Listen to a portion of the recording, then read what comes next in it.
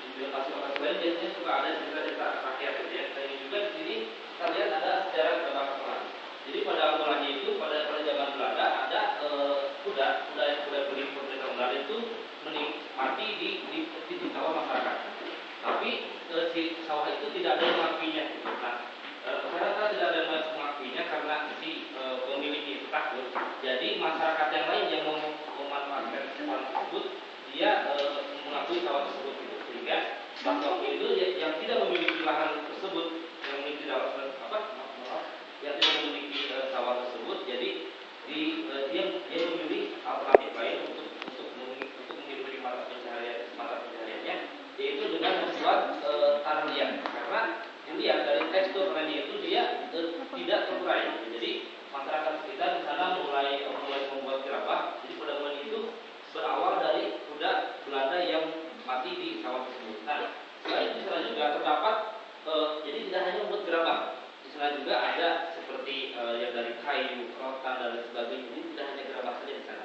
Jadi masyarakat sekitar juga melakukan kerajinan dari hasil alam yang ada di sana. Nah, untuk lokasi gerabah Birisik ini, yaitu terletak di Desa Kasongan, Kajen, di Kecamatan Kajen, Bantul, di Jakarta. Seperti rekan-rekan yang sudah kemarin saya juga lihat aksesibilitasnya baik, hanya mungkin jalannya kecil. Nah, jumlah penduduk yang ada di sana, yaitu sekitar 15.000 kepala keluarga, atau kalau di orangnya itu sekitar 77.000 per orang. Dan kebanyakan masyarakat di sana sebelum dia mengikuti proses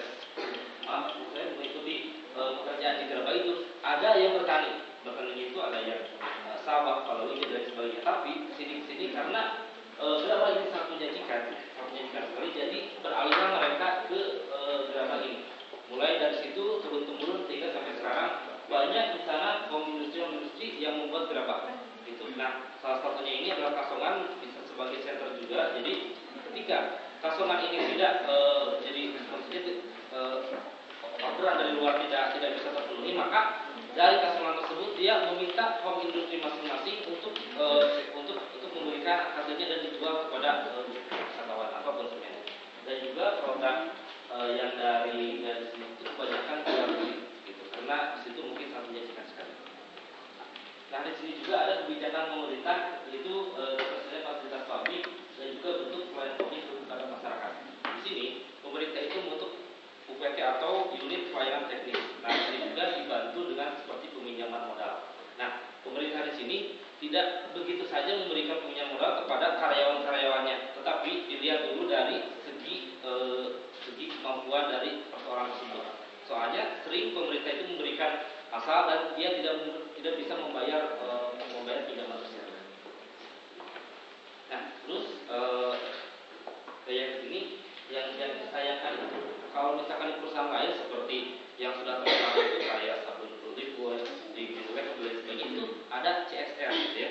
Jadi ada memberikan kontribusi kepada masyarakat, misalnya dengan memberikan fasilitas kesehatan, pendidikan dan sebagainya. Nah, karena di sini belum terlalu tinggi ataupun profitnya itu tidak mencapai triliunan, jadi di gerabah ini belum ada CSR kepada masyarakat, tapi hanya memberikan fasilitas mungkin seperti ada bantuan buat jalan atau masyarakat sekitar saja, tidak memberikan hasil yang optimal.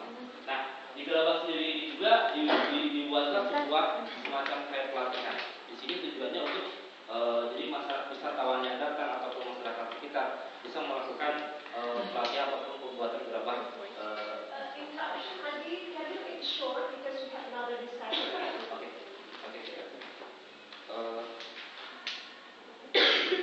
Baik, kalau untuk karyawan di sana itu tidak dilatar belakangnya atas pendidikan SD ataupun tidak sekolah pun itu bisa, gitu. Karena di sana yang penting bisa membuat gerabah itu